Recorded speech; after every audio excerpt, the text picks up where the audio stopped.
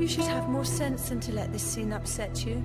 I have no family either, but I don't take it to heart the way you do. With your poor health, you ought to look after yourself. It's too bad of Pao Chai and Pao Chin. They kept saying our club must meet to celebrate the Moon Festival this year by writing a poem together, but now they've abandoned us and gone off to celebrate it on their own.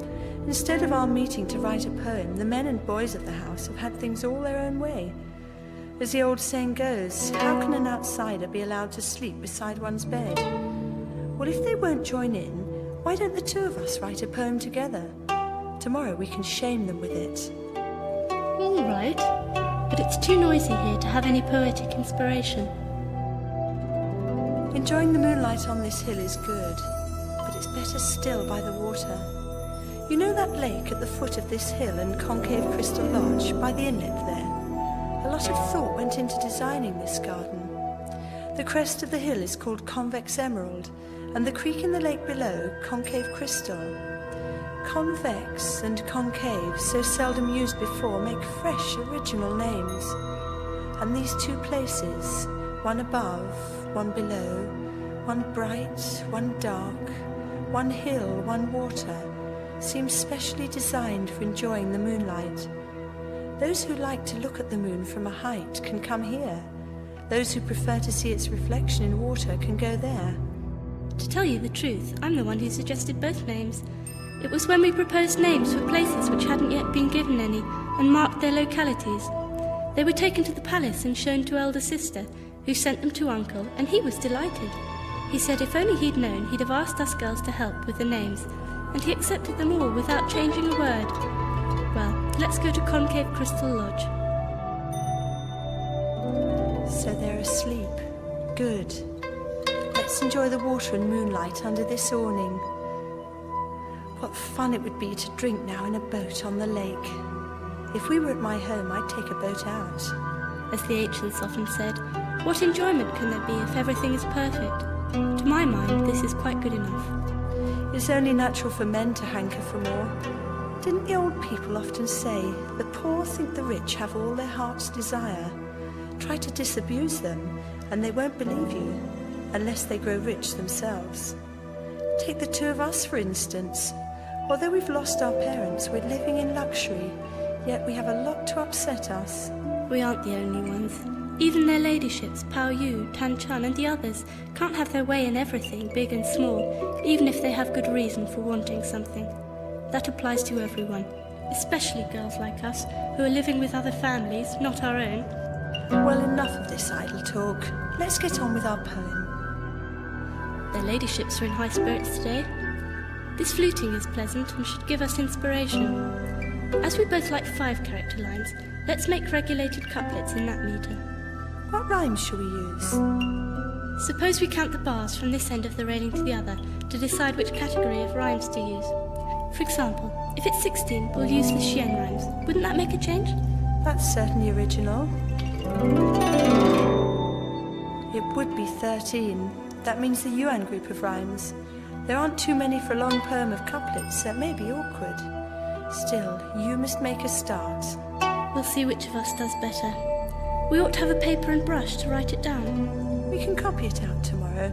There's no danger of forgetting it before then. All right then. I'll start with a pat phrase.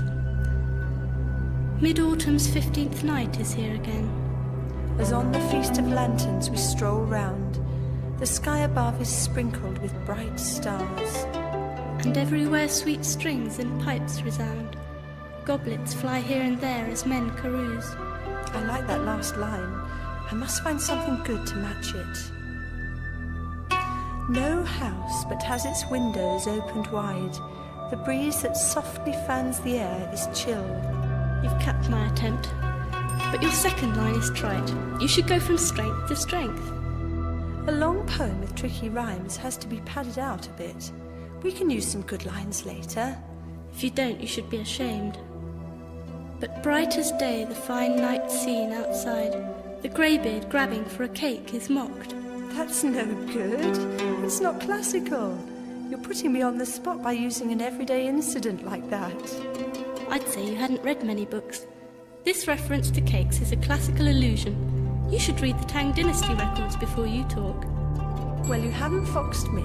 I've got it. Green girls share melons, laughing themselves silly. How fresh the scent of jade osmanthus bloom. That really has no classical source. Tomorrow we'll look it up for everyone to see.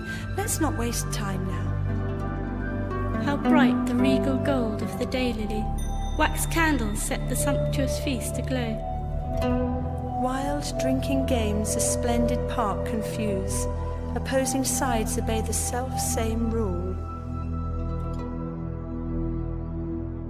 Those guessing riddles hear 3 different clues. The dice is thrown and wins. The dots are red. Drums speed the blossom passed from hand to hand. The courtyard scintillates with limpid light. A silver splendour merges sky and land. For hosts and guests alike, the same requital.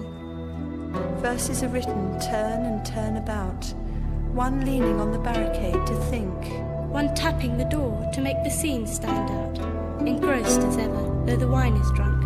They savour the last watches of the night, then comes a gradual end to talk and laughter.